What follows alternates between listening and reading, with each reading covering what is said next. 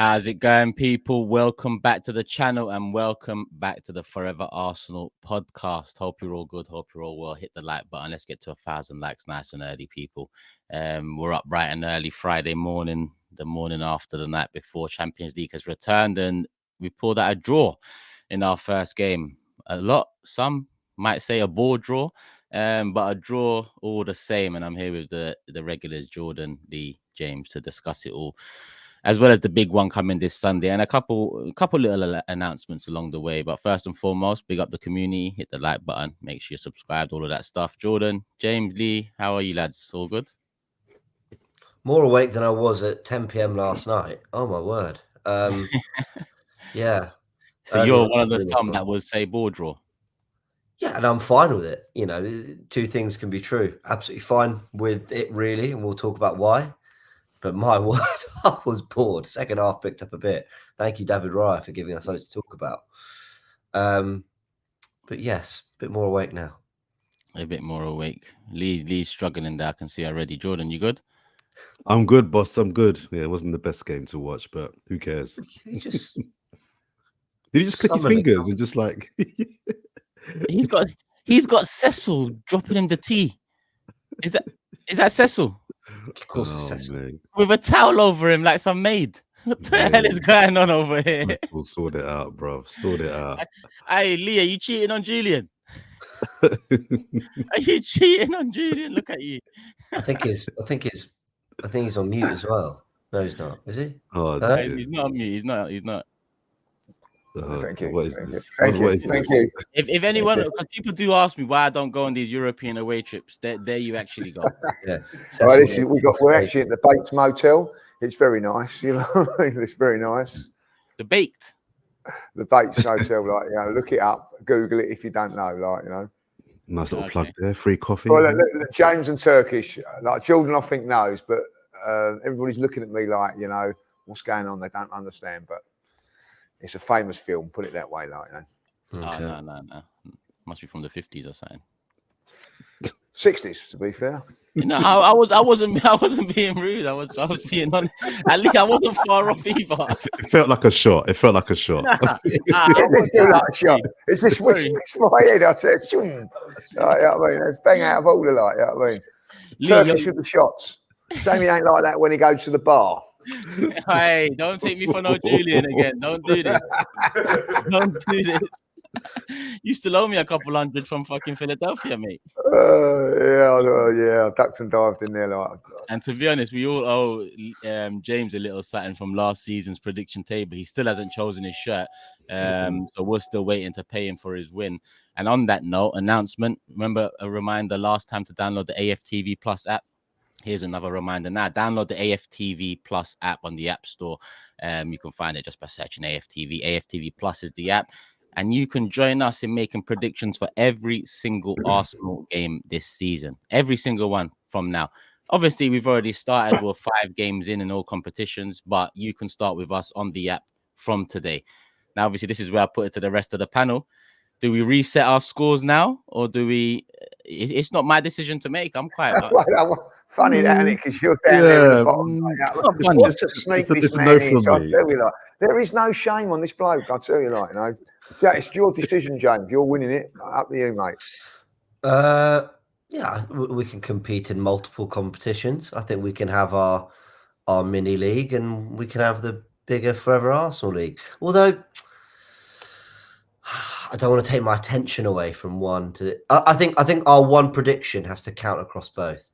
Is that fair? Yeah. We can't be going with multiple predictions here and there. What we go with on the show, we have to go with. Yes. Because I did change mine yesterday. Oh. I went 1-1 on here. We did a little test, didn't we? Yeah, a little test. We went 1-0 to Arsenal on the app. That's the one I was taking this week. Let me make that change on the prediction table.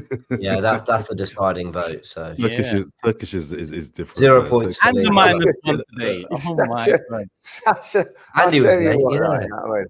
Yeah. And I don't like him, so just take off another point for that, Turkish. If we start taking off points for not liking him, he'll be on minus real soon. No, I agree with that. No, you can't do that. You got to go with what you do on here, like, you know. So But as it was a test, No, fair enough.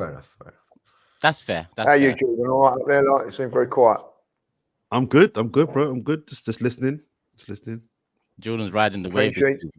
Jordan, I know exactly what Jordan's ready for. Guys, the save was all right, but it's his wingspan. It weren't well cast. It's his wingspan. For me, he should have scored.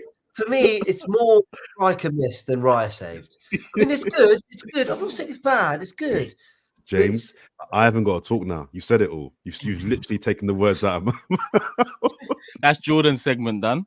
It wasn't a great save. It was a great miss. Jordan, that's cool.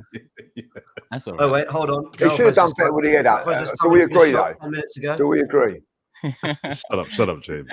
Now I'm back. It just wasn't. Do we agree that he should have done better with the header? He should have scored. Do we agree that he should have done better with the header? I think he should have. Of course. But a lot of times when keepers make great saves, you could argue that the player should have done a lot better. But, it doesn't take away from the great save. The thing is, in all seriousness, I do think this one is a brilliant save.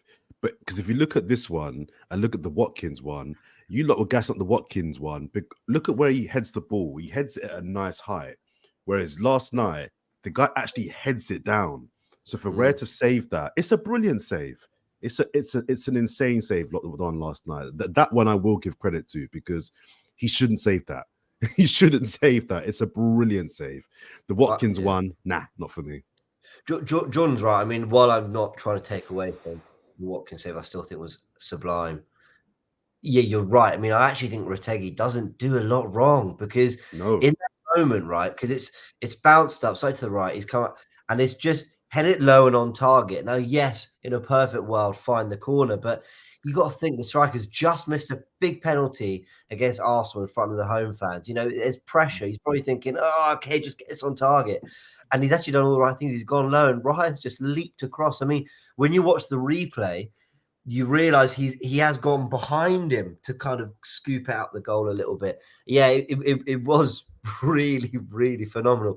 I mean, what a raise in performance Raya is giving us this season. With some of these big moments, I think he looks so much more technically secure on the ball. I know last year's kicking was still good, but it's been really good whether you go short or long, really composed, commanding his area as he did brilliantly at the end of last season.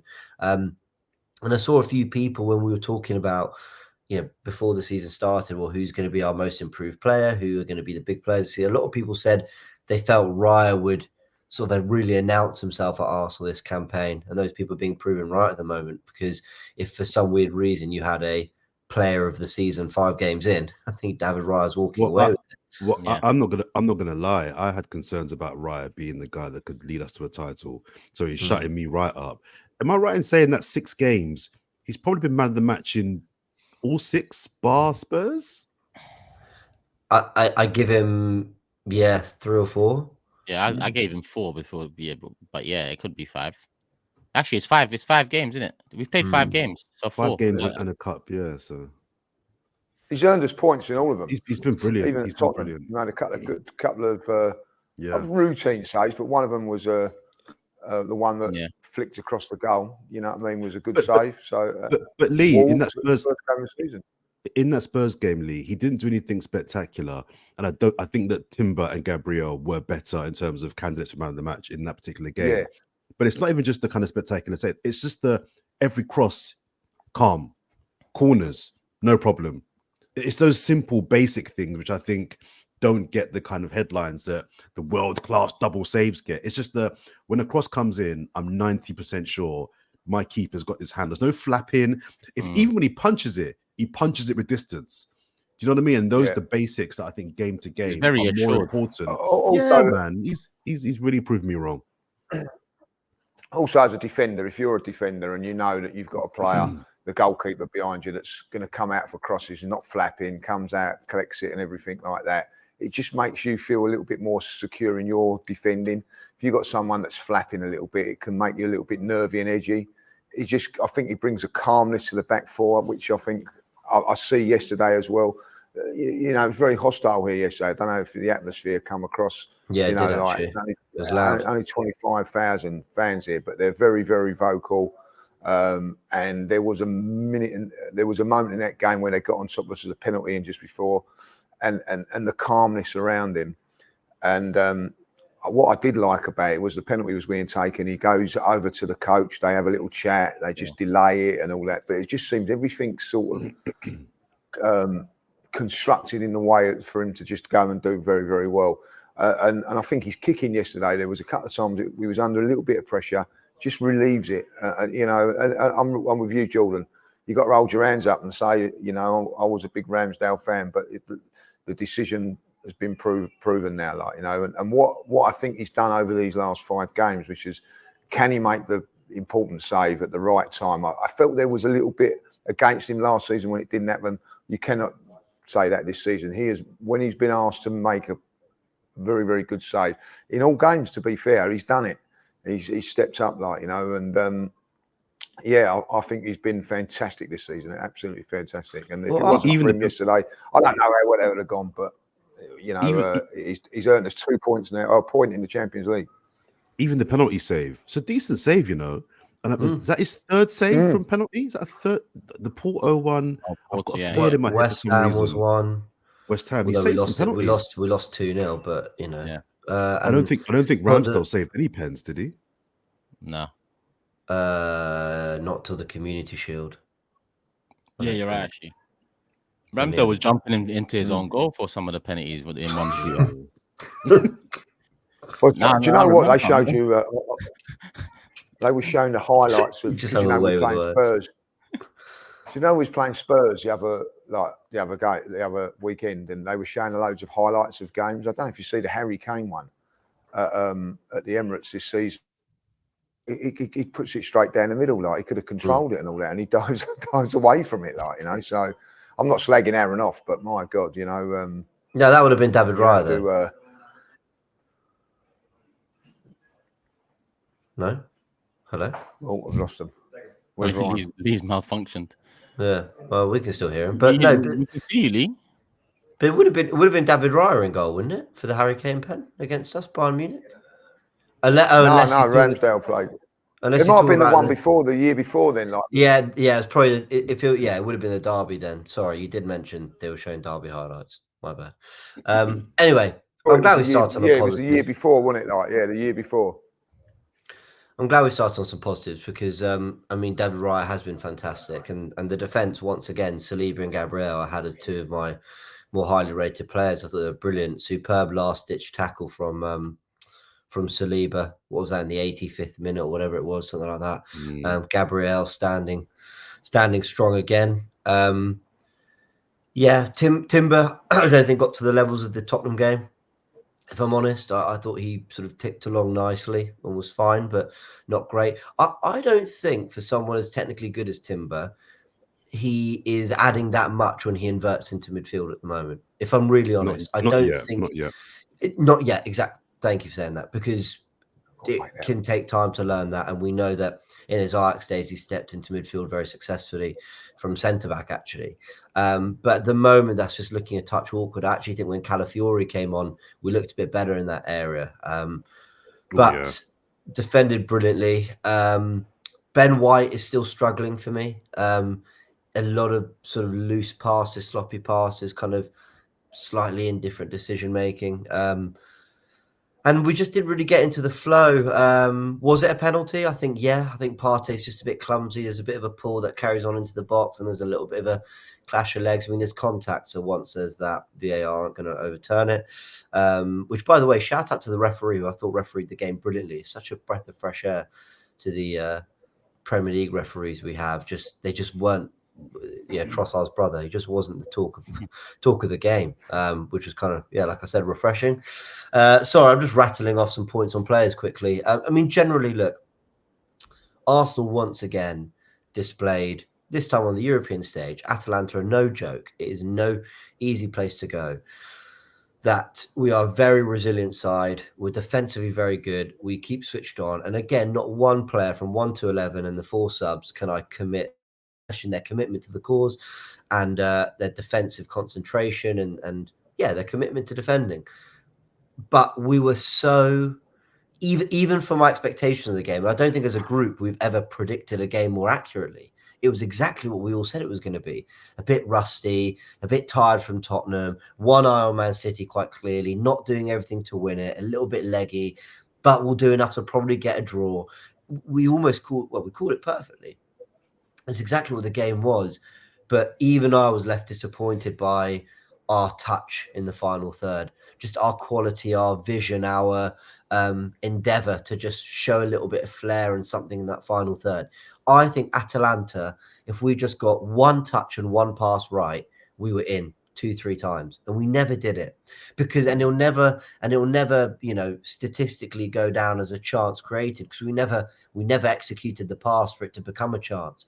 But I just felt there were moments where I was going, oh, Jesus, if you just a better touch and you're in, and a better touch Partey, pass it and we're through, and it never amounted to that, which was disappointing and perhaps slightly worrying for City. We'll get onto that, but anyway, we'll take the point. The point's okay, I think. Yeah, I mean, the point's okay. I don't know about the performance because we went so strong. I thought we would give a little more. Even though I've got my doubts with the attack, and I've talked about fluidity already this season, and the attack hasn't clicked yet. I just feel like I predicted a loss earlier in the week. I thought would rotate quite a bit. As soon as we went in quite strong, I predicted a draw yesterday on starting 11 before the game started. I said 1-1 or 2-2, one or the other. But I'm still worried. I'm not gonna lie. Listen, the week has so far so good, because if you told me on Saturday last week we beat Tottenham and we draw to Atalanta, I'm fine with that. I am fine with that. But I just feel like there's something waiting to unravel more than there's something waiting to click right now with this attack, because they're quite poor in terms of that. Like you said, James, there was moments there. The one moment we did have where the pass went in from Sterling to Martinelli and one touch through on goal, he goes to fluff his line. So that goes back to the conviction thing. I don't mind playing like this. I don't mind nullifying the opposition. I don't mind ball winning it to success. I don't mind. 1-0 to the Arsenal was famous back in the day. I'm not object to playing this type of football and winning stuff, because winning stuff is the objective. But there's just something there with the attack that I feel like will let us down this season. And with the injury to Odegaard, we've got no replacement. We've tried Trossard in that 10. We've tried Havertz in that 10. And listen, they done okay. But the reality is, you can see in both games, there's a massive Odegaard hole left to fill. And we all know Ranieri's not going to be that guy to fill that this season for sure. He's still very young. We can hope for the best. So I can't lie. Sorry to be kind of doom and gloom again. No, but I agree. I didn't think it was a good performance. Again, am I doing too much saying, again, defensively we were good, attacking wise we were poor? No, I just think we were just that.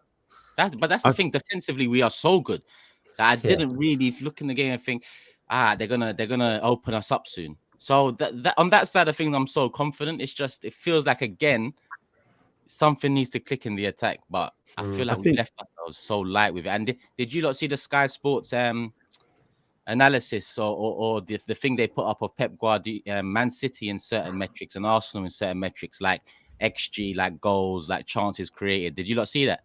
No, I didn't see it. Oh, I wish you know what? I've actually got it. I wish I had it ready. Well, it's actually on my phone now. Give me one. There's a Man City in you can see the metrics there, right? Shots on expected goals, all that final third passes. Is that for this season so far? Yeah. There you go. And Odegaard's been there for the majority of the season's just started, but you can see there's something's changed. There's a worry. Isn't there? Change, because we're not even creating the chances, and that indicates that we're creating less. But did we buy that gunman in attack to cover that? We haven't. Guys, watching it yesterday from not from the stadium, but like for me, I don't know how you felt. I didn't think we was going to score. It never looked like at one stage of that game. I know that Martinelli had the chance, but we were saying, don't look like we're going to score. And do you think that maybe because you've got your left back who's a right-footed, Declan Rice right-footed, Martinelli right-footed, do you think there's an imbalance in the team at this moment in time? I definitely think the team look a touch imbalanced. yesterday I felt we were trying so many different things. We were inverting Timber, then we were dropping Partey between the centre backs, then we were asking Havertz to drop in build up, then we were going long to Havertz and getting Jesus to drop into midfield. And we were doing so many different things. Saka was out on the touchline, then he was inside with Ben White overlapping. I think we were trying to find different solutions because they're a really good pressing team and we didn't always want to go long, but we resorted to that most of the time. I thought we looked a lot better once Trossard and Jorginho came on. Yeah. I felt we looked like we could actually keep the ball in midfield. There's a much better balance. And I've got to say, the way Partey and Jorginho played, it really made me wonder whether Jorginho should be starting this game with the Etihad just to give us a bit more technical security because Partey's not offering that at the moment. So that was one thing. I think, look, I'm not trying to make too many excuses for Arsenal, but at the moment, the start of the season has been Wolves, Villa Park, and then Brighton with 10 men, and then a 2-week international break, and then Tottenham away, Atalanta away, City away. The pattern in all that is be good without the ball. I mean, ultimately, however you want to dress it up, whatever superstar team we believe we want to be, I think we all agree that the best approach to win those games, no matter what, is to have a platform of being really good defensively. And I always think attacking fluidity, you can't turn it on and off like a tap. You can't just go, right, today we're, 2011 Barcelona, let's go. You can't just, and that, now we should have done a lot more to hurt them in transition. We should have been a lot more, we should have shown more conviction in the final third to pick off Atalanta at times. That's where my disappointment is. So I'm not trying to make too many excuses for the team. I just think I can understand that at the moment that the team are going through a phase of safety first, because that's what these games are requiring more. But we better be able to coach ourselves out of it post Man City and start to find our rhythm, because then we've got something like 4 or 5 home games in 6 after that. Then it's a very different ask from Arsenal fans.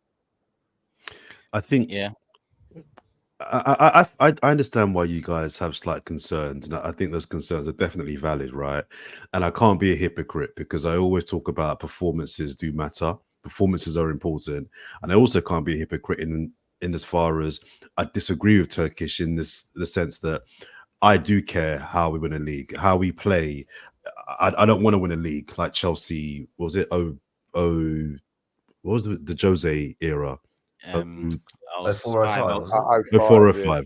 I don't want to win a league like that way. So I'll say that. However, I think, and some people will, and I get that. But I for me, being an Arsenal manager, a prerequisite is good football. That for me is paramount, as well as winning titles. But that's just me, right? However, the football at the moment isn't great, but I'm glad that James mentioned the games we've just had. Bar Wolves, we've not played an easy team. So I think once we come out of this period, I'm hoping the football does get better. I'm hoping it does click a little bit more. But I think for this particular period, this particular week, I can put up with the football that we've been playing this week, because even if you kind of clump Villa into this kind of period as well, Villa away, Spurs away, Atalanta away, City away, those are 4 good teams you're playing away from home. All right, Spurs ain't great, but it's a derby, so that kind of levels it out. So for me, I'm prepared to put up with this kind of, it's not great football. I think that the boringness has been overplayed a little bit. Who cares? We've got a point, keep it moving. It's cup football, on to the next. But when you think about the fact that 3 of our most difficult fixtures this season, we've already, including City one coming up, already have been away from home. We've got City, Villa, and Spurs all at home in the second half of the season, and we've already beaten Villa and Spurs away. I think that makes me a little bit more tolerant of the football I've seen so far. It's not been great. It's not been great. That would be with ignoring that our home form is probably what's cost us over the last 2 years. Yeah. Fair. But I also think we can look at it like that. True. No, it's a fair point. But I'd like to think that the Villa no points last season is an aberration. I'd like to believe that was a bit of a freak to not get any points against Aston Villa in 2 games. And we played decent in those 2 games as well. That was a bit of a freak. I don't think that will happen again. And I just finally want to mention. Go on, Lee. Go on. No, I was just going to say, come Sunday, I expect the same. I expect the same as what we've done. And Lee, I'll take the same. I'll go one step further. I'll take the same. You give me a 0-0 now, I'll take that. Yeah, sorry. I'm with you. I know, like James celebrates draws, but I don't. But at the end of it, I will be more than pleased with the draw, like, you know. Go on, Jade. What was you going to say before Lee sent astray? Oh, listen, I'll be doing an open top bus parade if we get a draw at the Etihad. I'll bite your hand for it, James. I'll bite your hand DVDs, off for it. Everything. We're going to have to make documentaries about it. Back-to-back draws at the Etihad, the double, I'll call it. Were you there? Dot. James has got his double. You know, I was just thinking to myself, right? If we'd won this game 3-2 at Atalanta, then please people just hear what I'm saying before you run away with it. But if we won 3-2 away at Atalanta, I bet we'd be on this podcast going, a bit worried about Haaland. Oh, I'm a bit worried defensively. Very good point. We would. You know, we'd very be good point. It's just football's so funny. Yeah, and yes, winning at Atalanta is always better momentum to take into the Etihad game. I'm obviously not saying it's not, but you can just spin things in so many different ways. You can take the positives and the negatives.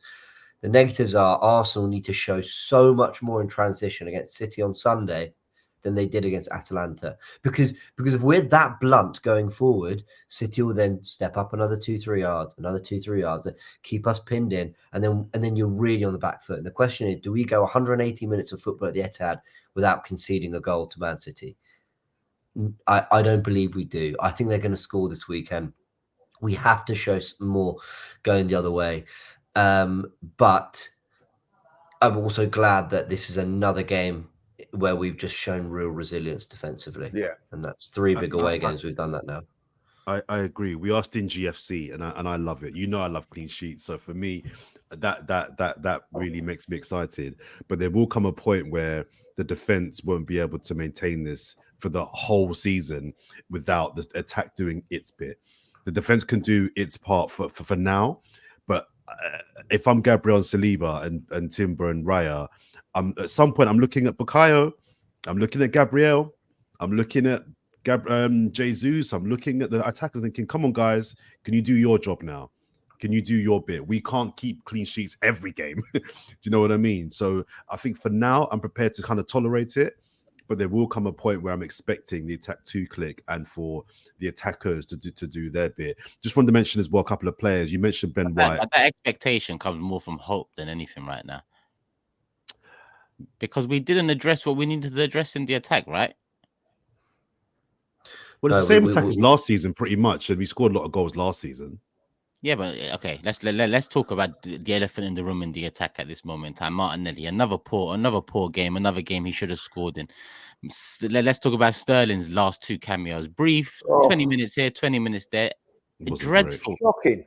Trossard comes in for Martinelli 2 games in. He's a better 12th man. We know this.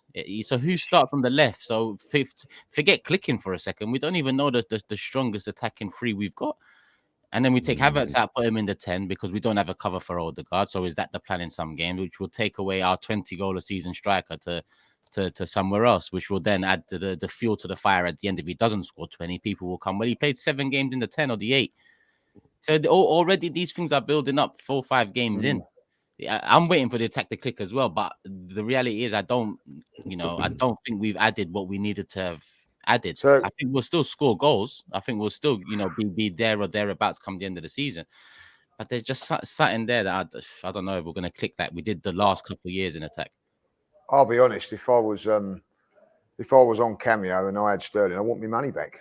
I'll tell you, like his last cameo performances have been shocking. It's been shocking, It's not been shockingly. That's a bit extreme, but it's not been great. It's not been great. Cecil, because he's Jamaican, trying to stick up for him and all that. It was absolutely shocking yesterday. I will say, I thought it was a poor cameo from Sterling, but he arguably created the only moment of the game. I mean, Martinelli should have done better. He did. That's because his boots. That's because his boots were tied up, like, you know what I mean? And he trips over the ball and it just went forward. If it was up to Cecil clapping in the back, he'd have Sterling one wing, Rashford one wing. For God, would be fucked. Antonio for the middle. And he'd just be body doubling for both of them there, just skipping him. If it ain't Robbie, I've got one title, man. Steve McLaren as manager. He fell over. And first thing is, I've gone like that. I've got Cecil going, "I'll give him a chance." Like, you know what I mean? Like, you know, unbelievable. I will say, let's kind of go on. John. No, you go. I think in both games, listen, poor cameos. I agree, but I think he was brought on to just see it out again. Like there will be other games where I'm expecting to see more. I'm not saying it was great. I just think the remit was just do the work that Saka was doing before. It's actually good to see Saka get taken off. I thought that was good for Well, I think that's a really good point as well. I think the fact that Sterling is not playing particularly well. He's not had 2 great cameos, but you know what it does do? It at least gives Saka 10-15 minutes he hasn't got to play. It at least gives, if there's one good thing to come out of Sterling playing, it's Saka not playing. And do you know what I mean? It means Saka's not having to play 90 minutes every single game. but also, I think let's give Sterling a little bit longer. If he judges is in the right, Saka wouldn't have to start each game too. I don't know what that means. Let's bring back this. I'll tell you what. Let's bring back Henry, like, you know, and say Saka 10 minutes. You know what I mean? Like, all right. But I think let's give Sterling a little bit longer. I think at some point, let's give him another week. Shut up. I think at some point, and I'm not going to lead it because there'll be an agenda chant from me. We've got to chat about Martinelli. We've got to chat about Martinelli as well. And I think Turkish's point is kind of covering Martinelli's sins, which is no one right now is playing particularly great. So it's not like he's the only person that's not performing. But come on, guys. This is your boy. Come on. Right, he's my boy. I'm going to stick up for him a little bit. I'm going to stick up for him a little bit here, like, yeah. Saka yesterday. I love Saka. He was non-existent yesterday, like, you know what I mean? Jesus, non-existent. We only started playing when Havertz went up top. I also do believe when you've got a left back that's got a right foot, Declan Rice can't feed him because he's a right-footed player as well. Like, you know, you've got to get a bit of the balance towards him. But yes, I think there's a conversation now where he's not performing, and he did have that good chance. He's had 2 good chances now, one against Spurs, one against Atalanta, and he's not taken one of them. I think he's lacking in confidence. His work rate, I'm going to say, it was fantastic again in a defensive shape and everything like that. I think that has to be taken into consideration. There was one time in the first half, I see him run from our own half back to our byline to make a defensive play. You never see Robert Perez doing that. You never see Ronaldo doing that. Our wingers have to work. I'm not saying that's right. I'm not making excuses, but there is a conversation now because it's been, you know, even against Spurs, he done well, but I think we tried to blow it up a little bit, Jordan, to say that he was better than what he probably actually was. No, he was. I thought he did fine. He did fine against Spurs. He did fine, yeah, but I think that, you know, he has got to do better. I'm a big fan of his, and I think maybe because I'm a big fan, I'm maybe getting a bit like, you know, like Cecil is with Shocking Sterling, trying to give him a little bit more, like, you know. But there is going to be a conversation soon, boys. There is. I agree with every word Lee's just said. Yeah, I'd still start him on Sunday. Yeah. I would still start him on Sunday. Yeah, because we ain't got no one else. What is that? But Sterling. I wouldn't start. Well, you play Shocking Sterling after that. Do you know why, Lee? Calling him shocking. Do you know why, Lee? Because I'm thinking to myself, nah, you lot done this. You lot, this is the depth you bought. The left winger we've got has started the season poorly. 2 + 2 is 4. So I'm not happy with Sterling. But fucking, if Martinelli's not playing well, he's going to have to start. It's against Man City. Let's hope for the best. I'm going to be honest. If Shocking Sterling's playing Manchester, I'm going to start walking home. I'll tell you, like, you know, I mean, pick me up on the M1. I just think if you play Sterling, he does not deserve to start. No, but nor does Martinelli. That's the problem. And I'm a Martinelli fan. But we are scraping the bottom of the barrel. It was. I'm going to go back to the Ozil era of work rate stuff. Work rate is is a given. It should be the bread and butter when you want to compete and fight. So yes, he has immense work rate, but we've been saying that for 6 months now. I'm sorry, when you get into the positions you get into, like Tottenham 1-on-1, like this one, Atalanta 1-on-1, I don't care that you ran back 70 minutes ago to make a tackle, bury it. Same with Havertz in that 1-1 game with Brighton. You scored your first one, well done, but you missed your second one. Your first one doesn't make up for that, or your work rate, or flick on, and so on. Yes, that's good things, but Martinelli, finish your dinner. Like you've had 2 massive chances in the last 2 games. Okay, you work hard, but you've also got Saka works hard, but Saka produces at the end too. I do think the system is part of the problem. I'm not going to lie, the system is part of the problem for the attack. But I do see even Havertz pull out numbers, Saka pull out numbers in the last 18 months under it, or 12 months or so. So Martinelli's the one struggling, and we've made all the excuses in the world. The left side's changed up. Well, it doesn't matter who's playing left back when you're 1-on-1 in 2 games in a row. Bury them, please. I don't care who's at left back or who's at the number 8. So he has played okay. I gave him a pass. I gave him a pass for the Tottenham miss, but the one last night, you've got to score that. I'm sorry. Yeah, you've got to score that. Has his month run out, Jordan? That was the time frame you gave him. I did. See, and I'm the one of the 4 of us. I mean, he's my guy. He's an Arsenal player, so I support the guy. But of the 4 of us, I'm the one that's been the most critical of him over the last couple of years. I'm not a massive Martinelli fan like that. But I'm the one that's still saying there's still value in him. There's still a player there. Maybe it's a confidence thing, but Turkish is also right. This is not 3 or 4 games now. This is a year and a half. Isn't the whole point? Isn't one of the main? Sorry, Lee. Before you go, isn't one of the main points? Well, okay. I said so. 2 sugars, please. Watch yourself. We'll have one here when you're ready as well, mate. To be honest, I forgot what point I was going to make. Where was we? Talk about Martinelli. I'll come in while you're thinking of it, Turkish. Yeah, right? I do think this is relevant because we just said 5 minutes ago or 10 minutes ago, we'll take that sort of performance against Manchester City. It'd be a little bit harsh on him to play away of it. I think he was on the bench against Villa. Away here. And then when you got the games against Leicester and Southampton coming up, drop him. So I think there's a key that we're playing I agree with that. Structure football at this moment in time. So it'd be very, very harsh to say, all right, we've played those really difficult games and then we'll drop you to bring in Sterling or someone like that. I think we've got to be a little bit saying that we're playing under a tactic at the moment of what we're doing. But Lee, he did get nice games last season and didn't perform. He did get games against the weaker teams last season and didn't perform. So I wouldn't feel that bad if he was dropped for the easier games coming up. He's got to perform now. I don't know. Again, maybe I'm seeing this too glass half full, but I think last season he had some standout performances. You know, Sevilla away last season. I remember he was brilliant. Scored that fantastic opening goal. I thought in most Champions League games actually he was pretty good. I remember he came on at halftime against Man City at 0-0 and just energized the stadium and gave us an impetus in attack that we needed. Felt like he was really trying to drag us over the line with that one. Okay, a deflected effort, but his shot that ends up in the back of the net. So I don't think it's Liverpool at home, was it? Yeah. I think he's created. No, and I think I understand these pressure footballers, and ultimately, in the moment, the adrenaline's running through. You're 1-1 against Tottenham. You're 1-1 against Atalanta. I totally with Turkish. He should do better. Like he should be at least. Well, he hit the target with the Tottenham one, but it was just a bit of a weak attempt.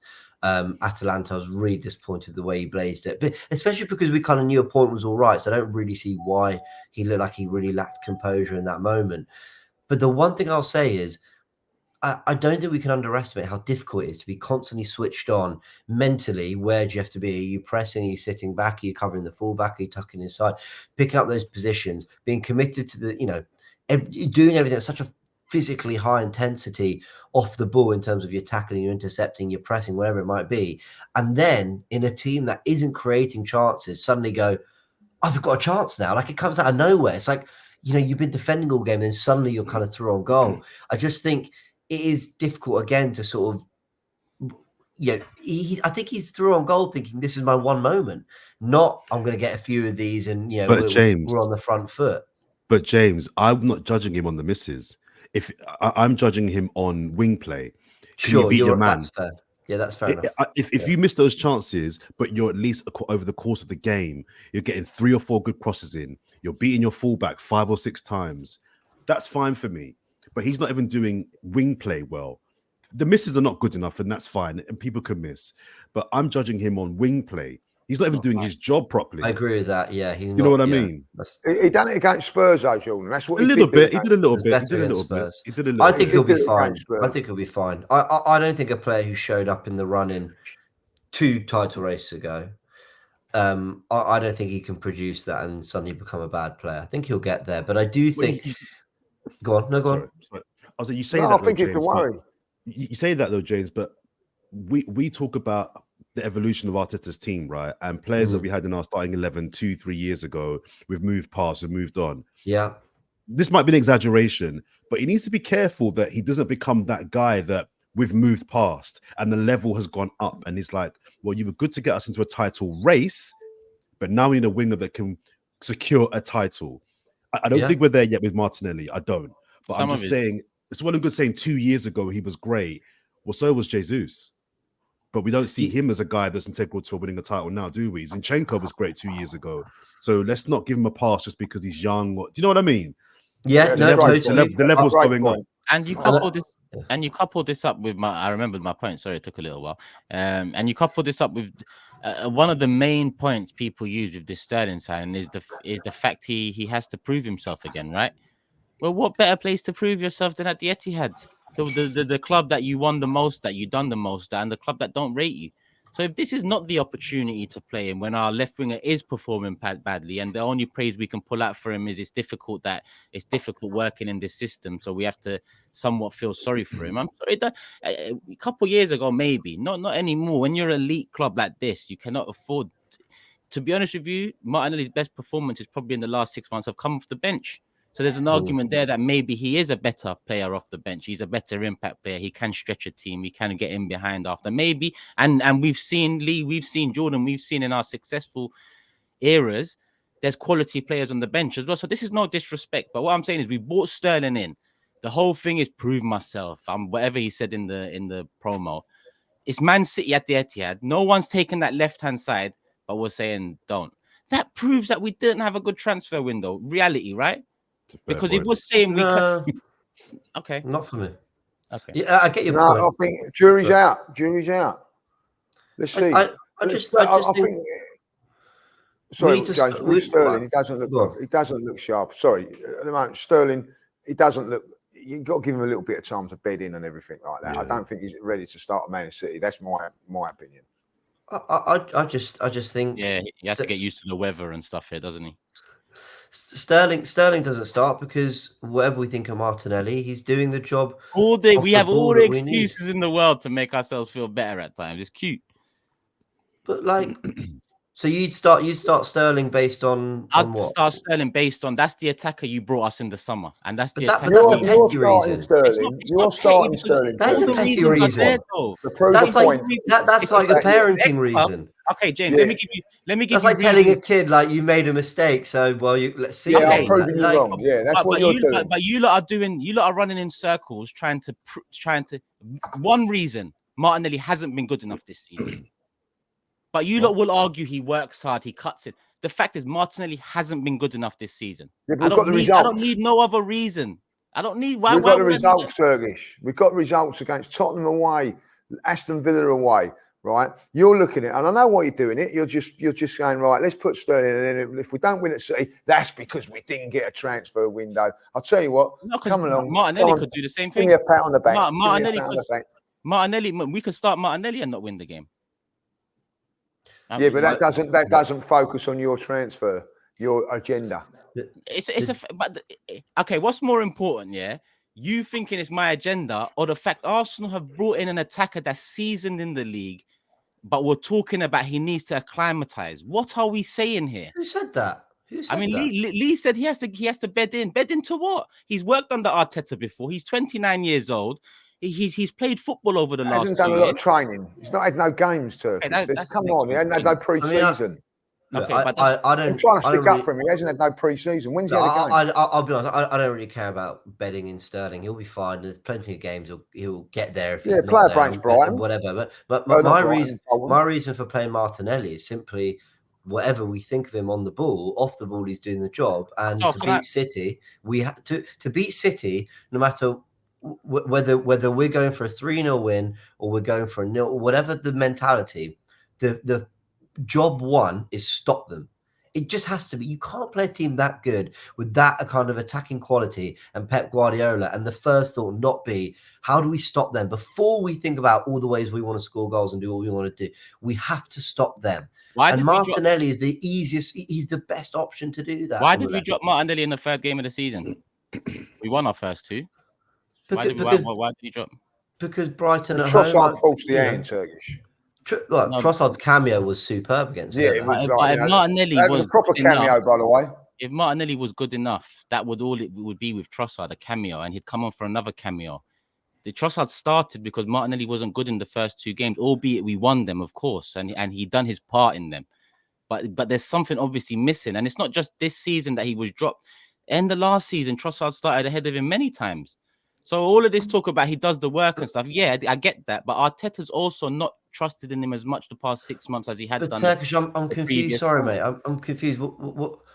No one's saying here Martinelli's undroppable. I'm saying it's the Etihad, it's Man City, and I want the winger who's going to give me what at least I think we're going to get in terms of work rate, positional, defensive shape, all that commitment to defending and trying to at least get that platform at the Etihad. If we were playing Southampton at home on the weekend, that's soon actually, I'd absolutely entertain. Actually, I probably would start Sterling.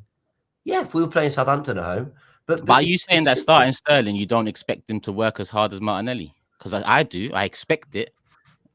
Look, I would expect it from a position of there is a standard you don't drop below, and this is what Arteta coaches, and you have to fall in all that. But I think Martinelli's work rate is a level above most players personally. I think it is, and I want that at the the work rate a lot though. It goes back. For City in particular, yes. I'm talking just about this game. Again, anyone else on the weekend, I'm totally with you. He's been poor. I think Jordan summed it up. You can miss chances, but your wing play's been poor. I agree with you. When he's getting the ball, fullbacks don't look scared. I think he had Pedro Porro once or twice, but that was kind of it. So I'm totally with you, Turkish. We're talking about any other game. We're going to the Etihad, and I need my guarantees. And he is one of them in terms of at least what I'm going to get off the ball. There was a moment, and it was captured on TV, so you probably see it, Lee, when I think it was in the first half, he just charged an Atalanta player, and it went out for a throw, and we didn't have the ball. It went out for an Atalanta throw, and Arteta gave him a massive high five. Like, whatever we think, Arteta's valuing the work rate and the commitment to. I keep saying this word commitment to defending, but it is you can't switch off for a second. You can't, because then they'll pick one to the back post and you're done. And so for the Etihad, I would still go for him because I believe we're going to get that. Now, inevitably, they're going to do us on the right and this will age poorly. But I just would rather go for that. And then if you need a goal, okay, Sterling, Trossard. But that's just, it's for one specific game. Otherwise, if we were talking about any other game, Turkish, I'm with you. Honestly, any other game, I'm like, take him out, Sterling, Trossard. We've got to try something different. It's not happening. But for this one, forget, on this panel, the highest stocks on Martinelli come from me over the years. So this talk about me having an agenda on Sterling. I want Martinelli to be the guy. But if Martinelli doesn't even feel the competition from the new signing. You're right. I get that. You get what I'm saying? It just yeah. I'm with you on this, guys, to a certain degree, but when I can't remember, it was Martinelli come off at one time and then Trossard come on and scored, didn't he? It was against Villa. Against Villa it was, right? If you're Martinelli on the bench here, you'll think, oh no, I'm in trouble now. I'm in trouble now to play the next game, because that is the cameo you want. If Sterling would have come on yesterday and produced what Trossard had done in that moment, I would go, yeah, but he hasn't.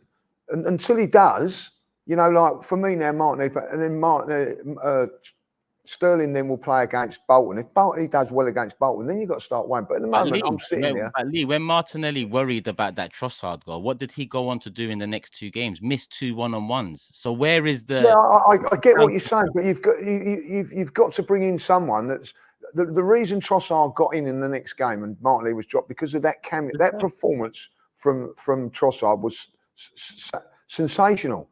if I'll be really honest, Trossard's not hit that height since he's been in the side. He was actually the only one left out yesterday, which was a bit harsh in my opinion. When you think about you've gone away at Tottenham and won, and Trossard was the only one to be rested or dropped or whatever way you look at it. But I think that when you come on, you have to produce a performance. You know, Trossard did. I think Trossard was angry because he wasn't playing the last couple of games because Martinelli weren't great. If you be honest, if you was picking the team at the first game of the season at Wolves on the back of a pre-season, what you'd seen, Trossard would have got that straight away. But he went with Martinelli, who didn't really do much. But, you know, I think when you know, at the moment, I don't think the competition is fantastic for, you know, if Sterling would have come off and produced a performance like Wanyeri did when he's cameo, but that didn't get him nowhere. I'm sorry, that cameo from Sterling yesterday, you've got to come in and perform. I don't care if it's 10, 15 minutes. Come on and show us something, like, you know. Trossard's done it, got himself a start. When Yeri done it, didn't get nothing. Whoever's out on the left, not to make excuses for them, but, and I'm going to make an excuse for them, I do think if Calafiori comes in more, and by the way, that doesn't mean dropping Timber. The way White's playing at the moment, I think he might move over a little bit for a time. I think Marino, I think they will help that side. I do. I think you give it balance. I think you're going to get something in the way of some creativity from Marino on that left-hand side, a little bit of an underlapping option, and even just have Calafiori maybe going the other way on the overlaps. One thing, Timber obviously being right-footed, obviously always turns inside. So look, there's little things that will just help the dynamics of that side. But you see how well, but you see, this is, but sorry, James, I know you don't mean this, but this is what I don't like. Ben White was the best right back in the league last season. But in order to try unlock the left-hand side, we might bring Timber into right back, Calafiori, and that doesn't make no sense to me. Like, Ben White's been poor. I'm not gonna say, and by poor I mean he's, you know, I think against Tottenham, poor. You know, I'm like, we're giving the by standards. Yeah, but we cannot be doing this. He's the best right back. Why are we going to move him to unlock Martinelli or Trossard on the left? There has to be some accountability. Or don't, or just rest Timber. But I mean, but we've got to do the dynamics on the left are weird. Like, they're not.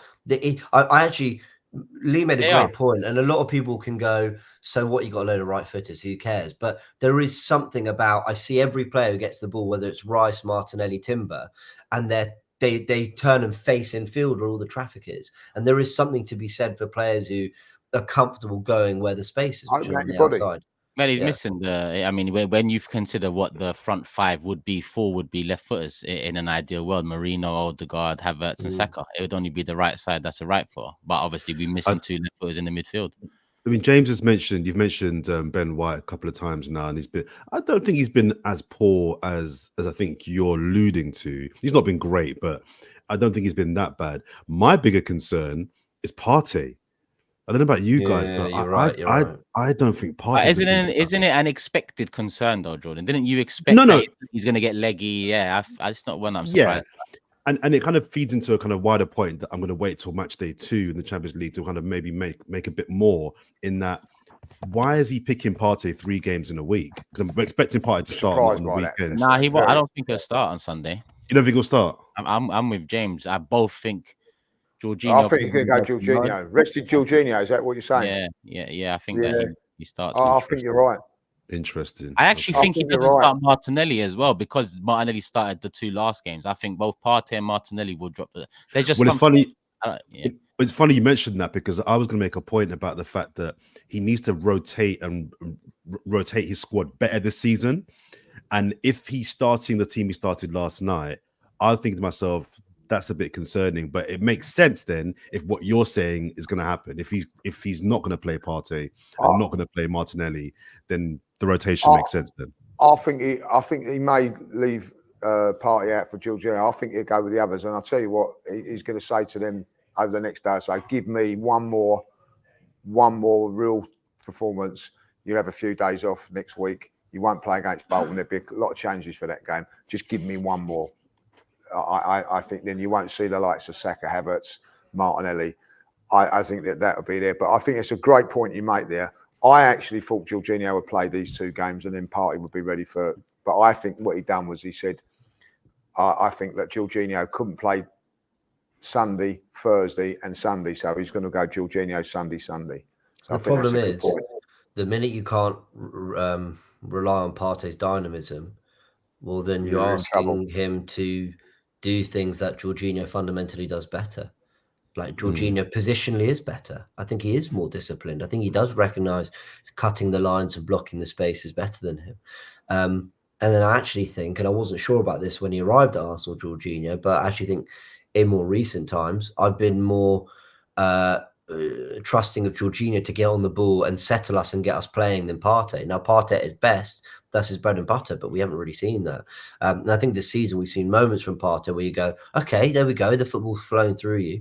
And then moments where I thought you just still look like you're just two tempos too low. And I just wanted to sort of say, while we're talking about the 11, you all made great points about Ben White. Firstly, I don't think he's having a bad season. I just don't think he's anywhere near the levels that he can get to. I think he's been at a 5 when we know that I think his first 3 seasons have all been an 8+.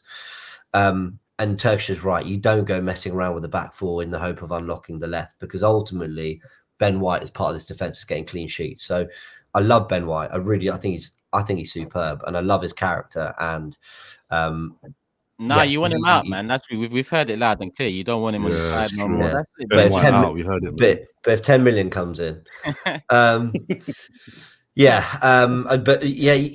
raised such a great point as well there, Turkish, about I know I've disagreed with almost everything else you said on this pod, but it happens.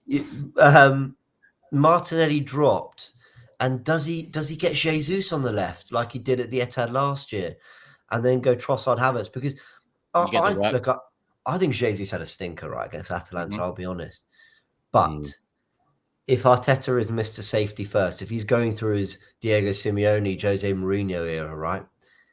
Is he thinking, I'd rather Jesus on set pieces to defend him? I'd rather Jesus was pressing the City players. I'd rather Jesus was dropping in to, protect the 2 in front alongside Havertz. Now, I know that's ugly as hell to sort of explain as a tactic, but listen, Mikel's thinking of all these things. Like, do you know what I mean? Like, and so does he maybe put Jesus on the left because of work rate, so he can keep Trossard and Havertz? And my prediction is he does stick with Martinelli, and he goes Jesus and Havertz as a front 2, because ultimately I think he preferred their dynamism and Jesus to kind of give us a little bit something as a handful over Trossard. But I don't know. I don't. I'm that guy that would be sorry to go back to it. know what I think about Sterling starting this. I'm just that guy that'd be like, oh, you want to prove yourself? There's your ex-club. They don't rate you, go and do it. That's just them. I just expect that to be enough motivation to get a performance out of you, whether it's just the work rate or not. But I'm with you, Jesus on the left. It's interesting.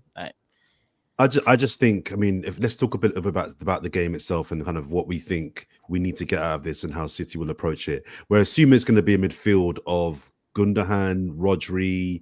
We think De Bruyne's going to miss it, don't we? Gundogan, Rodri, and Foden. Silva? Foden? Oh no, Foden or Bernardo Silva or Kovacic. I'm trying to just work out who we think they're going to play, City, man. to work out what we think we should do. I mean, do we all agree that a point is a good point, or do we think actually it's time to go there and win? No, a point is a good point. Because I'm hearing this narrative of people saying like, "Oh yeah, it's about time Arsenal go there and win." What's Chase doing? I'll take a point now. and it's funny you're making a joke of that, James, because I think the narrative is that Arsenal are some like little boys, like Arsenal are like going there scared, and I'm like, forget being emotional about this. Yeah, I think we've got to be smart rather than celebration sounds. Come on. I genuinely don't agree with this narrative that Arsenal have to go there and win, otherwise we're going to be still little broads by Manchester City. I think we've got to be strategic. A point in the Etihad is always a good point. It's always a good point. So if you gave me a point right now, I would take it. Now, how do we think we set up to get that point? Do we set up to literally bank in a la Spurs game? Or do we try to win it and then revert? All them mugs saying that they will little brother us again. They're all little sisters to City anyway. It's all the opposition fans talking. So shut the hell up, man. Yeah, there's that as well. Who won at City last year? Get up there and beat them at the end and show us how it's done. Then all these people that say that, how did they get on at Man City? Were they brave enough to go to Man City and win the game? No one did. They were unbeaten at home last season. So, like, you know, when people turn around and go, "Oh, you should have got more," you know what I mean? It's a team that's been unbeaten in 2 years. You know what I mean? Like, it's disingenuous. It's disingenuous. The whole debate, all the conversation around it's completely disingenuous, because if it's rival clubs telling us, well, no one's done better against City than we have, not in league table performance, not in head-to-heads. And if you're actually head-to-heads might be different. There might be someone. I think Brentford, to be fair, might have something to say about them the last year or two. But then if you're talking, you know, the only people going to read chat to us in that way is Man City. But then don't talk to us about Pep being the best ever and De Bruyne being the best Premier League midfielder of all time and Haaland being the best Premier League goal scorer of all time, because then you're not rating yourselves to the level that we do. Like, people, it's not defeatist and pessimistic and, you know, downright depressing to say, you know, Man City have some of the best to ever do it in this league, and it's very hard to win there. Now, I said this on DR Sports. I think this is the best way I probably worded it in this last 6 months of debating this with people. Ultimately, it doesn't matter. The best way to beat Man City has been proven. It's to stop them first. So whether you call that playing for a draw, parking the bus, being negative, not being brave, whatever you want to call it, that has ultimately been the best way to play City. I've not seen a team ever get on the ball and go, yeah, 65% possession. We racked up 21 shots. Actually, that's a lie. Villa did. But where did they do it? At Villa Park. Yeah. That is the only time I've seen City comprehensively outplayed in terms of the metrics, the stats, and all that. Every other team's had success against them, whether it be Inter Milan getting a point the other day against them in the Champions League, whether it be Brentford being described as, you know, the best side that Pep Guardiola has seen, albeit in that first half they did have a lot of the ball, Brentford. But again, ultimately, a 5-3-2. They had that defensive shape first. Man United beat them in the FA Cup. What did they do? They played with 2 10s in the, you know, strikers essentially, and compact the midfield and made sure they had something out in the wings. You've got to stop City first. They're too good. They're too good. De Bruyne, for me, is the best Premier League midfielder of all time. Haaland, look at the goals he's scoring. With you lump it long, he'll just bully you and find himself one-on-one. Or if you give him just a fraction of a space in the penalty area, he'll thunder it into the top corner. Like, he's just out of this world right now. It's going to take everything to stop them before we think about winning it. So on that point, how do we do that? Because on my podcast, which Brett loudly, by the way, a point was made this week that the only 2 teams to have taken he's talking rubbish, because he shouldn't be including. Again, he's a Liverpool fan, that guy. I know what he's on. Don't include Conte's Chelsea against Pep like that, because that was Pep's first season. I know Conte's Chelsea made a lot of points that season, but in Pep's career, Jose's won the league once off him. Klopp's won the league once off him. That when I mean once off him, it's very different to Conte. But the point being, to beat Pep, do you have to do the opposite to Pep? Do you have to something different to Pep? Do you think Arteta will do something different on Sunday? It hasn't been proven one way or another. Like, guys, let's get this into perspective. If someone comes down to you like 4 points off of Man City every season, you're biting your hands off for it. Whether it's home or away, you're biting your hands off for 4 points off Man City. We took 4 points off them last season. And look, listen, all this narrative about how Arsenal didn't do this, it really gets on my goat. Newcastle come to us 2 years ago, right? Yeah, and bored the pants off of us, like, got a 0-0 draw. Do you remember it? Who got criticised for it? Who got criticised for it? Arsenal, because we didn't break them down. We go up to Manchester City, do exactly the same. It's Arsenal not defending. Nothing was saying, well, weren't Man City good enough to break us down with all these superb players? It was all on Arsenal. So be it. I'll go up there and I'll go and bore the pants off of them again if that's the case. Like, beat them at home, draw away, end of. If we get a 1-0 win there, yeah, fantastic. But for me, yeah, I ain't going up there to pacify Sky Sports and get a thriller and lose 4-3 or get stuff like we have done in the past. I'm going there confident that we can get a draw at least from this game. And the way we do it is do exactly what we've done at Tottenham, exactly what we've done at Aston Villa, and ride our luck a little bit more in those games. And if we get a chance, bloody well take it. And that's it. True. If we lose this game 4-3, I promise not one person is going, valiant effort. You left it out there. Well, 5 points behind after 5 games, but and I think no one's saying that. They're going, you're 5 points off City already, and you lost. Yeah, and going exactly back, that. Don't listen to what other teams have got to say. Going back, you know what? They'd love to be in that position to go to the Etihad and defend and get everything like, you know, they'd love to get a draw from there. You know what I mean? Spurs go up there every year and they're gallant, lose 5-3, like, you know what I mean? They all get clapped. Although they did get a 3-3. They did get a 3-3 draw last time having a go. But that's what I mean. 3-3 and they got a point. Did they get as much praise for it? Was there an open bus parade for them because they drew 3-3 or 0-0? No. They got a point out of it. And that's how it is. You don't go gun-ho against a team like Man City and open up for them, like for them to attack us. Like, well, when teams come to us, it's all right. It's all right for them to put 10 men behind the ball and defend because that's what it's like. You know what I mean? But when we go and do it, there's something wrong. Well, I'm afraid, like, you know, you can't go toe-to-toe with Arsenal 9 times out of 10. That's why 9 times out of 10 teams come and defend against us at the Emirates, right? And nick a goal on the break like Brighton did, and that's why we drop points. And that's exactly what we've got to do when we go up there. I don't want to see us going gun-ho and opening all up, like, you know. And listen, we went open against them 2 years ago when we lost the league. Was it 3-1? Like, I didn't see no one clapping us on the bus then when we opened up and lost 3-1. Everybody just said, typical Arsenal, gone up there and lost. Now we show a gritty performance. We get criticised all the time. You know, you should have gone there and won. We didn't have this player playing. Well, and then you have people like Rio Ferdinand talking shit on his thing as well, laughing about it. Does he know he's an ex-player and someone that's meant to be respected pundit? He's not someone that's, you know, grown up in the social media fandom world. I think he's lost himself over the years because does he say the same thing to Jose about his football? Did he say the same thing about Jose and his football? And the context around and the whole Pep football, it's lazy analysis because yes, Arteta's learned a lot of Pep, but if we win the league this year or if we had won the league last year, it's going to be based off of our defense. Tell me a league season where we look back and say Pep won the league because of his defense. And Turkish, you've got a great point there, Rio Ferdinand. Get him. I'd love to go toe-to-toe with him. Like, yeah, you know because at the end of the day, when he was playing for Man United, they come down to the Ivory every single time and change their tactics against us. 4-5-1. Every single time. 4-5-1. Home and away. 4-5-1. 4-5-1. Forget about that, didn't you? And got results because that was the tactics that they done. But they went 4-4-2 every single game apart from 2 games, home and away against Arsenal. It's a masterclass from Ferguson. Yeah. Now he's taking the mickey out of Arsenal, like, you know what I mean?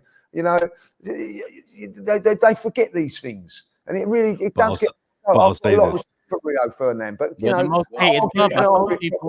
the most hated. But I'll say this though: imagine if we win. Oh, shit on everyone.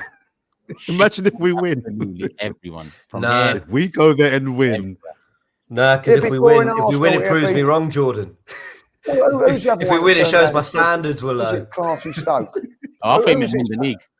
There was someone on Talk Sport called us like, we're a classy Stoke. We're disrespect to say something like that. You know what I mean? Like, because we've gone and got a 1-0 win at Tottenham with our whole midfield out, like, you know what I mean? Like, where's the, you know, before that, no excuses. You've got this squad. You've got to win that game. We go and get the win.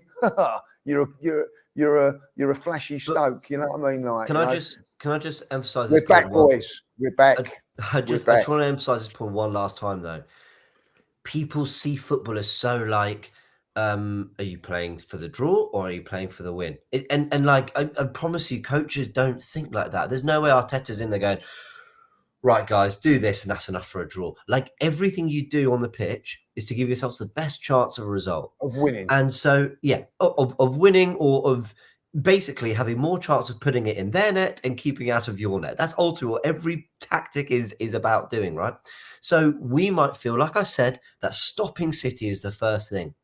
But if you drop your wingers too far back, and if you've got nothing going forward, City will just, again, step another few yards, another few. So there has to be an element of, we have to be able to throw a punch back. Gary Neville likes to use boxing analogy. You've got to be able to throw a punch back just to kind of keep them sharp. Whatever people say about that game of the Etihad last season, what's the moment everyone remembers? Because City did have a few chances in there. What's the moment everyone remembers? When Trossard got in behind. So for all our part of the bus football, all our, negative Arsenal didn't play for a win, arguably the best chance to win, it fell to Arsenal. And you've got to have that ability. You've got to have something that makes City go, okay, right, this is why we can't step any further than this. This is why we can't play any harder than this, because they actually do have players that can hurt us. So again, our best chance of even getting the draw and the clean sheet and the point and coming away with something is to ensure we still have something that can hurt them as well. So this idea that, so you're playing for a draw, so you just be able, look, Arteta and Arsenal aren't thinking that way. They're thinking, stop Man City, get into the game, get on the ball, see what we can do. And I keep telling people, watch that first 15 minutes of the second half back of the game at the Etihad. Arsenal tried to press. I know, because I looked up the stats again the other day. I looked from minute 45 to 60, how often we tried to press them in that Saka-Ødegaard area of the pitch. And we won the ball back a few times. But then they got it straight back and we couldn't play. We couldn't do anything. They're too good. So respect that. Get that platform and go and play and see what we can do. That's how you win. We could be coming. This is the hate Arsenal get. We could be coming up against Prime Barca, the best team we've ever seen, and they'd say, "Oh, what, you're going to play at Nou Camp for a draw?" Well, yeah, mate, we fucking are. But because it's Arsenal, it's going to be, "Oh, you can't do that. That's the wrong mentality." Oh, all of this stuff. You don't win leagues like that. Shut the hell up, man. Jordan. Yeah, my final point on the game would be, I'm looking for just three things: Arsenal to show balls, be cute. I think we have to be ready for them to kind of really, especially if it's a draw after 70 minutes, they're gonna start reverting to do things to try and get the referee on side. We can't fall for it. Silly things like time wasting, kicking balls away. We can't fall for. We can't give the referee any excuse to do a madness. You do not want to be playing Man City with 10 men. You don't want to do that. So we've got to show balls. I want us to really stand up to Manchester City, show balls. We've got to be cute and not fall for any of their nonsense. And also, I don't want to see Kai Havertz in midfield. I don't think he can be in midfield for this game. I need to see Kai Havertz up front. He can't be midfield. It doesn't work for me. It just doesn't work for me. Yeah. So for me, those are the three things: show balls, don't fall for any nonsense, and Kai Havertz up top, please. Yeah, it takes the pressure off, doesn't he? He done it yesterday on a couple of times. He holds the ball up. He's got to be up front. Got to be up front. I think that leads us beautifully onto predictions. But before the predictions, here's the prediction table. I should really deduct 1 point off Lee, but I'm such a good man that I'm gonna let it slide. He kept us waiting this morning. Please, Lee, please. For the audio listeners, Lee's giving Turkish a particular sign with his middle finger. Just let them. No, sorry, was it my middle finger? I meant one. Sorry, one. Oh, sorry. 1 point off. No, 1 minute. I was 1 minute. It was like 1 point off. He was late by a minute, people, but by his rule, he was late by a minute. But I'm not like. If you had your point deducted for being a minute late. For 21 minutes late last time. For 21 minutes late. Have you got anything deducted Why for didn't that? you mention that then? You don't bring an old case up in this new court. This is what I'm saying. You bringing up thrown out cases. It's embarrassing. Yeah, I've got representation today from Ryan, and he's saying no point deducted because he was here, and that's all that matters. Oh, was he? And I also told Can I just say, Lee? No. Let me. Is it the same Ryan that sat here and said, "Should I wait till 1 minute past 9 to call Lee"? Is it that same Ryan? Yeah, because Ryan, you better come in, answer for your crimes, Ryan. I was waiting there when I Ryan, just waiting there. Ryan, you got to come in here. Come on, Ryan. I just wanted to know who's the sneaky ones, you know what I mean? Do you want to come say hello, Ryan? Like, come and he's scared, like. You're talking to him now. But I was waiting, and I just knew it would be you, Turkish. I back you up to the hilt, like you put in on the StreamYard late. You know what I mean? Knowing that I've got a dodgy Wi-Fi, you still put it in late just to try and get me, like. You know what I mean? I put it 15 minutes before the show. Well, the internet's so bad, I didn't even get it till 9 o'clock, did I? Like, we're on delay here. What an excuse! But like I said, I'm a great man. I don't, I'm not gonna charge. You're not a great man. Listen, I love you, but you are not a great man. Let's get that. Let's get that out of there. Like, you are not a great man. All right? Okay. I'm all right. I'm an all right man. You're all right. You're all right. You know what I mean? You are all right. Thank you. I'll take that. But you're not a great man, like, Shiroi might think you are. I'm certainly sure he does, but not for me.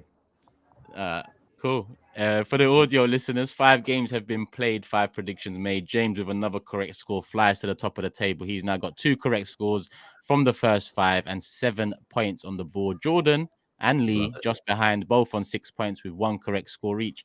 And I'm lagging, no correct scores, 2 points right at the bottom. But if you look just under my name, right about there, you'll see I've got 2 stars. So I'm in a transition season. Obviously, when you win so much, you've got to take some seasons out to get back up there. So this is the season. You've had a better transfer window, shouldn't you? That's what you should have had. I might bring Sterling on next week.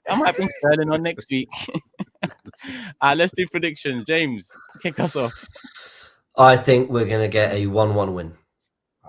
A 1-1 win. Sounds good. Jordan, next up. I'm not a celebratory 1-1. Sorry. I'm not convinced by our attack, but I'm going for another goalless draw. 0-0. 0-0. Lee. I'm going 1-1. I'm going with James. I think we get a draw out of it. 1-1. 1-1. 2-1 Man City. 2-0 Man City. It's gonna be really tough. 2-1 Man City. 2-1 Man City. That Tottenham game, we might look back on and go, thank God we won that, because if we didn't, it was very much needed. I mean, losing this one still leaves us with if we lose this one, we cannot drop points before City next drop points, because it's 5 points the weekend. Yeah. It's a good way to put it, basically. Yeah. No one's gone for a win. No. I don't think we're up top. We're not good enough. No Odegaard. We haven't got a killer up top. I just don't think our attack is good enough to win this game. Go there and win. I agree. I'll take a point. 100. I'll take a point. I'll take 0-0, 1-1, whatever.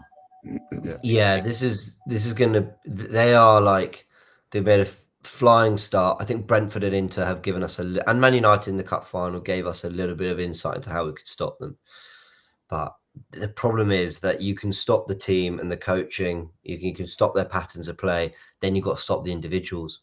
Then you've got to hope that the players they've got don't slap one in the top corner because they fancy it. And they've got about 3-4 players that can do that. And I'll be honest, without being negative, if we was at home, I'd be backing Arsenal. I would. Even with the players missing, I would. Yeah, even with Odegaard out, I'll be backing Arsenal at home. But because we're away, I think it's difficult. I wouldn't. But yeah. Yeah, predictions made, people. 3 draws and a Man City win predicted. So yeah, let us know your thoughts in the comment section below. Before we wrap up the show on comments of the day, big announcement. I say big. Monday morning we're going live, but it's not your usual live. 10:30 BST, British summertime. 10:30 in the morning we'll be going live on Monday morning. And we'll be in person. All 4 of us will be in studio live Monday morning to react to the Man City result, take your questions, thoughts, and some loose analysis on it. But make sure you're part of it too, people, because we're getting together and we're making it alive because of you and the community. So I know we've got viewers all across the world. I'm not too sure what time it is at 10:30 a.m. in the morning where you are. But hopefully you can tune in. Hopefully you can play a part. And if you don't live, then obviously you'll still be uploaded. But make sure you take good part after by hitting the like button, commenting as you will do on this video here, and as we will wrap up with comments of the day from the last video. Has everyone got their comments of the day? Yes, sir. Yep. Who's up first? Can I go first? I got a couple. I got a first one here from Will Smith. Jordan, one sec. Can Lee start, please? No, I'm happy to defer. He's falling for it he's falling for it. Get the old hook out, Well, Ryan saved you. He is a nasty person. My comment of the day, you twat. Right? Look, Ryan, no. I can't wait for this one. The internet on the show was good. Lee wanted to turn off his camera, but didn't know how. We laugh out loud, with faces. 2 points Turkish. 2 points Turkish. It's 2 points. James, it's 2 points. It's 2 points. It's 2 points. I've got another one here if you want. And he tried to say, I did catch him out. You see how he tried to act? Lee's struggling, saying pyro. It's the funniest thing. The guy unintentionally funny. Big up, Lee. Much love. Up yours. Good night. See you later. That was Ryan, you're an accomplice as well. You're going down with Lee. You're going down with Lee as well, Ryan. You're a disgrace. I've got three comments. I've got 3 comments. Ryan's thrown you under the bus before the stream, and he's thrown you under the bus at the end of the stream. I hope you know. As he's just turned around, well prepared. That is what he's just said. So look at his. I knew that he'd do that. He see a little avenue there. He did. Look at him. Look. Can you read that? Can you read that first comment one more time? Thank you. Thank you. Lee wanted to turn off his camera, but didn't know how. Do you remember when Jordan was singing? And you turned off your camera, and I was looking around, and it was, I do know how to turn the camera off. My comment of the day. Let me get mine in. Turkish wanted to make a tea, but he couldn't.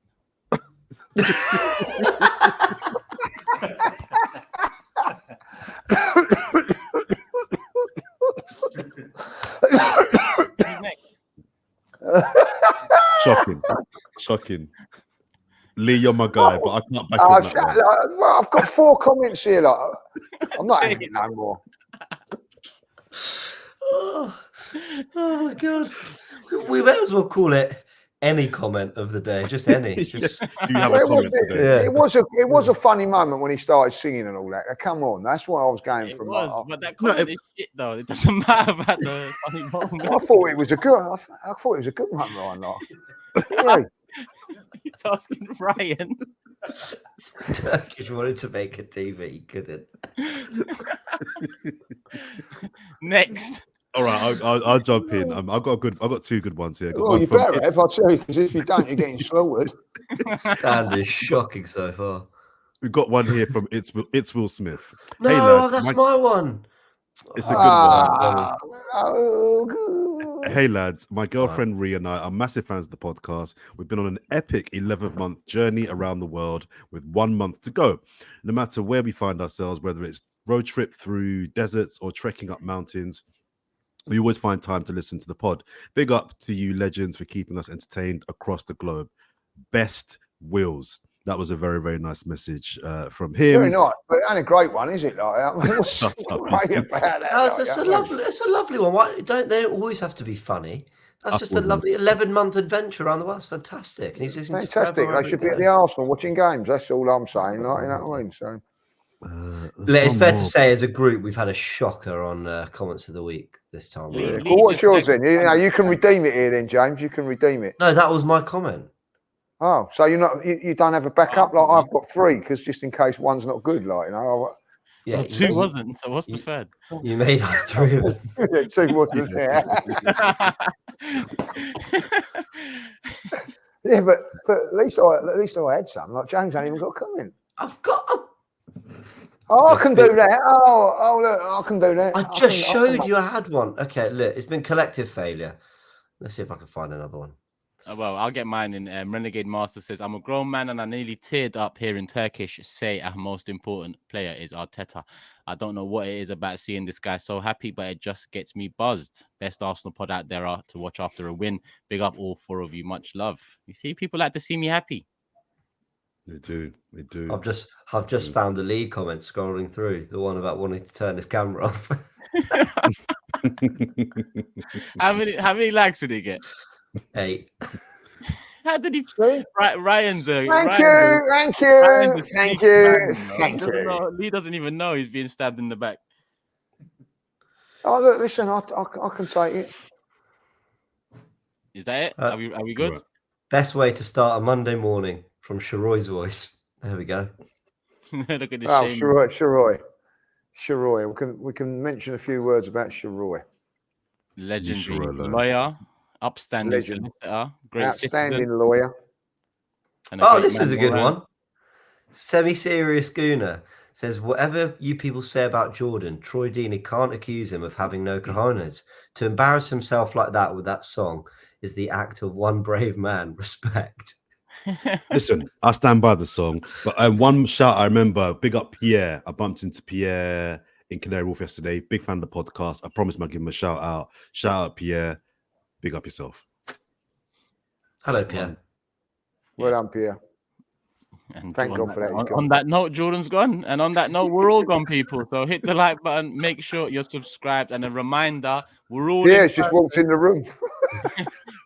There you go. Yours on the way out. Sorry, James. Sorry, just to say, so this league, Forever Arsenal League on the AFTV Plus app is coming. It won't be ready for City. Just making that point. Well, you let them know. I was going to let them find that themselves, but either way. Oh, that's good of you. Yeah, come hurry up. We're getting kicked out of the hotel at 11. Yeah, I got work to do. Anyway, prediction league coming. We're going to be playing with all of you. So you've all been slagging us off for our predictions. You can make yours, and we'll see where we all rank. But we'll let you know when that's ready. But we can officially announce that it's coming. We've tested it, and yeah. All right, community, hit the like button. Make sure you're subscribed. Love to Jordan, love to James, love to Cecil, love to Ryan, love to Julian, and love to everyone else out there watching. Love you, Lee. We're out. Love you too.